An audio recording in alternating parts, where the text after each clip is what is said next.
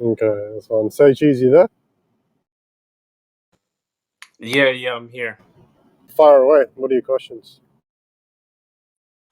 Yeah, no, based on the previous discussion you guys had with the speaker, I might as well, a question came into mind when you guys were talking about abrogated verses. And here is my dilemma in terms of abrogation. I know that's something part of the Quranic scriptures and whatnot. Is that my understanding? I'm a Christian, so my understanding is that God does not change, right? So one of the brothers brought up the examples about alcohol, so I'll use the same example.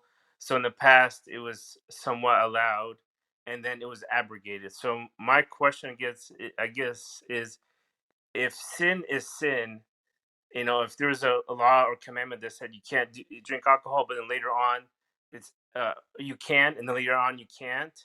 Why was it initially allowed if it came from a law? And sin is sin in laws. He wouldn't change in terms of what is transgression against God versus what is not transgression against God. Okay, no. So, geez, are you saying that things does not change? God does not change His law according to you as a Christian? Yeah, no, I would say his nature would stay the same. If a sin is sin, it always remains sin from the beginning to the end, right? Yeah. Yes. Yeah, so basically, what he's asking for is from your understanding in terms of what you've just said. He's saying the brother obviously didn't mention that or may not have said that. He's asking for your evidence because this is your claim, right? So your claim was you were listening to the conversation and you heard this the way you heard it, and you're presenting this to us with respect to the law of abrogation specific to alcohol, right?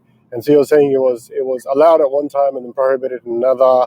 And so if sin is sin, why does it? And so what the brother is saying, bring up the verses that actually stipulate Mm. where it was actually allowed. So if you can produce your evidence, and then we can obviously discuss the evidence from there. And I also want to rope in Brother Ali. He's just joined the stage. And inshallah, if you want to say a salam, Zakhi. Assalamu alaikum to the room. Hi everybody. Wa Walaikum alaikum Thanks salam. for salam Alaikum welcoming wa me. salam wa rahmatullah. rahmatullah wa barakatuh. So Uh, go ahead. yeah, it was it because the topic of abrogation was being spoken about, and I don't think that the brother was saying that alcohol was fully out. I think sorry, I was busy in the comments, so I didn't hear the full conversation, but he did mention something along the lines of during prayer, some form of alcohol was allowed. He did mention prayer, and then it was abrogated. So he mentioned it as an example for abrogation. So that's why I brought it up. As an example, because one of the brothers mentioned it as an example of abrogation to make a point in this with the previous brother that was on. So that's why I brought it up. And maybe Sure. and so it doesn't have to be alcohol. Well, my whole point is Yeah, but about abrogation. So you you guys are you saying use Akhi, that. help you me, you can I? you use specific Yeah, words go like ahead, Brother Ali. Inshallah, go you ahead, You Brother use Ali. see, specific. say, Yeah, yeah, yeah. you said something beautiful.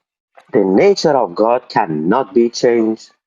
So this abrogation which you are talking about, does it have to do with the nature of God? Is the nature of God in Islam abrogated?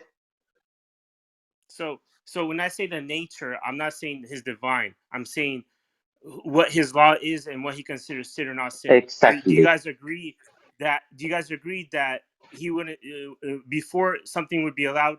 I'm saying sin, not just like Okay, beautiful. ceremonial Let's understand each other. laws or like Sure.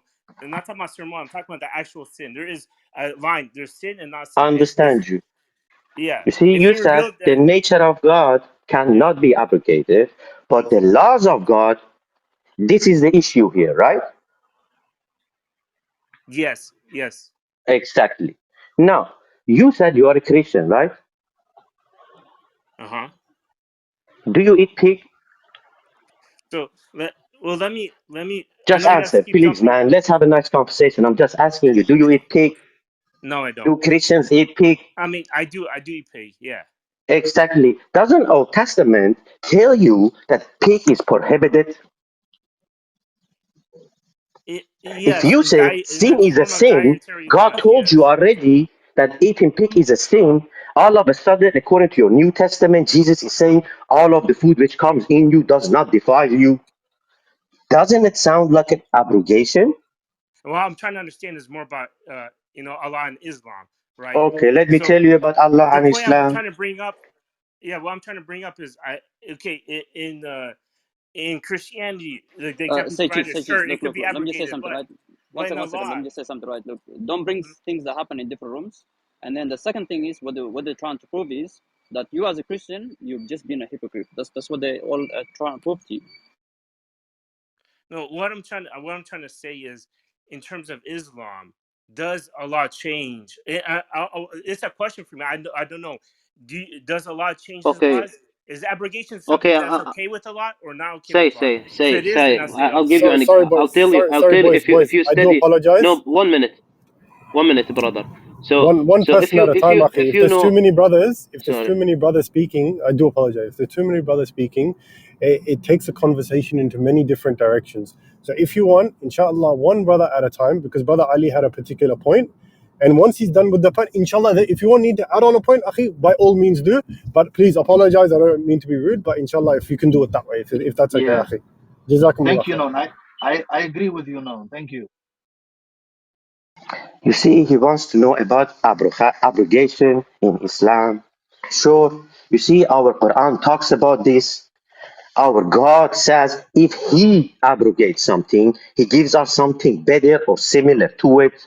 So, who is the abrogator here? God. Who is the second person in Islam who can abrogate something? It's our Prophet, peace and blessing with him. You see? So abrogation is in Islam, we accept it, but only two persons have the authority to do this. You as a Christian come up and you say something was sin, it must have still been a sin. Abrogation is wrong. Yet, according to your whole New Testament, what Paul is saying about the Torah, what has been changed, the method of salvation, the method of blood, the method of baptizing, even baptizing. So, all of these are abrogation. But let me give you a last example, then you can go. According to the Old Testament abrogates the Old Testament, not even the New Testament. The Old Testament abrogate the Old Testament. This is from the book, page 41, Silencing the Jews, written by a rabbi in the 11th century, about 1,000 years ago. He says, another way of establishing the fact of abrogation, is it not in your text that God chose from amongst the children of Israel the firstborn that they may be consecrated to the holy service? Yes, this is from Exodus chapter 13, verse 2. So all of the Israelites, all of the firstborn should be in the service of the holy, all of them. So when the firstborn deserted him and the children of Levi assisted him, God said to Moses, and I have taken the Levites instead of all the firstborn amongst the Israel. You hear that?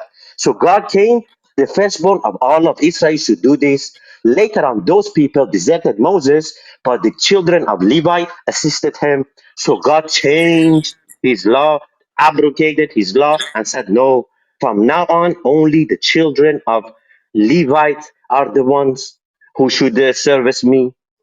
So they cannot deny. So the Jews cannot deny that abrogation is in the Old Testament. Already, I'll show you one example. If you go, I can go on and on. So my point is, in Islam, we have abrogation. The Jews and the Christians have it. So what is your issue as a Christian? Mm. No, you did say a lot, and it does make sense. Uh, I was specific. So let me just say from my perspective, and I think we can move on. I know what you guys are saying in terms of abrogation, but the way I look at it, it could be wrong or right. There's in the Old Testament, there was a lot of ceremonial laws. There's dietary laws. There's even judicial laws, how the state should be managed and whatnot. But then there's moral laws. The moral laws is what's God's, I would say, God's character. He would not change. Do not lie, do not steal, and whatnot. Those laws, I would say, cannot be, abrogated. Progressive revelation, and I would agree. Bible in a way is the same way. I know within Islam is the shortest time span, but within history of the Bible, Abraham knew more about God and laws than Adam did.